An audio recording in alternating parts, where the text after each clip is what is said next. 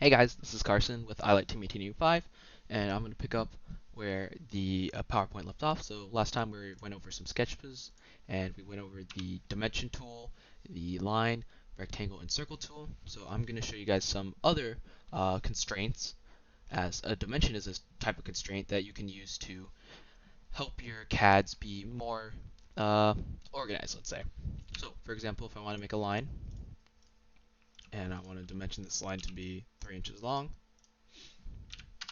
what you can do here, if you can see it's blue, and this endpoint is blue, is the fact that you can drag it around in a circle, just like this, because there's no constraint over what angle it is in relation to like a x coordinate, for example. However, you can change that by using the vertical and horizontal constraint. So for example, if I click this one, the horizontal, and apply it to this line, it will become completely and totally horizontal. Now, I want to introduce to you the concept of over constraints.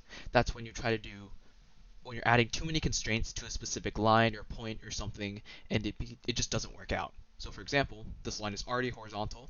If I try to apply the vertical to it, it'll become red and over constrained. And once again, that's because this line is already constrained to be horizontal, so it cannot exist as a horizontal and vertical line at the same time. So to make sure this doesn't happen, you want to delete one of the constraints as they show here. So for example, I'm going to delete the horizontal, and now it shifts up to being vertical. So that's that. Next, I'm going to go over the parallel constraint. Yeah. So for example, if I wanted to make a line and I wanted these to run parallel to each other, just like I'm sure you guys have probably heard in your math classes a bunch of times, you can select the parallel constraint, then you select two lines, and now they're parallel to each other. So this way, if I can still move it around, I can move it up and down necessarily, but it will always be parallel to it. Now, if I wanted to connect these lines and kind of make an H shape almost, what I would do is create another line and connect it between them. And there's one of two ways you can make this a full H. You could first make it a horizontal line, so that works. Or, in my case, what I would do is use a perpendicular constraint. This just makes a line perpendicular to another. Just as we did with the parallel constraint, we're going to select one line and another to make that 90 degrees, and then just based off that, it makes the other 90 degrees. Now, something also I want to show is the fact that these two lines are different lengths. So I can make this one as high as possible, but it'll still be parallel. And that doesn't really matter, right?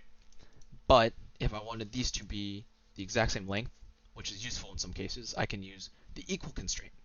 And the equal constraint, just like the parallel and perpendicular, it works by applying the equal constraint to two lines or two shapes or something like that. So if I select this one and this one, now they should both be the same size. They are both effectively 3 inches. If I change this to be 4 inches, that also changes to 4 inches.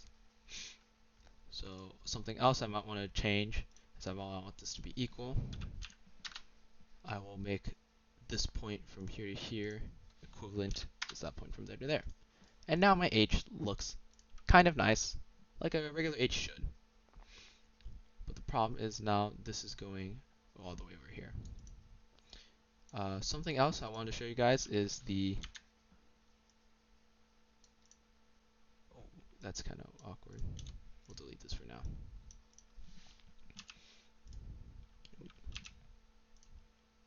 Something else I want to show you guys is the trim constraint. The way trim works is, do you see this middle point? It's kind of going farther than this right line. What I might want to do is trim it off. So what I'm going to do is search up trim. It's the little scissors over here. And then I can trim this part off. Do you see how it automatically highlights after a certain intersection points? For example, this intersection right here, this cross, if I don't want this right side of the cross, I can trim that off. And just like that, it is gone. Now, once again, to show you some other applications of equal constraints and things of that nature, what I can do is make two circles equal to each other. So now they're both the same size, and if I dimension one of them to be 5 inches, the other one should change alongside with it. If I make this one 10 inches, the other one should also become 10.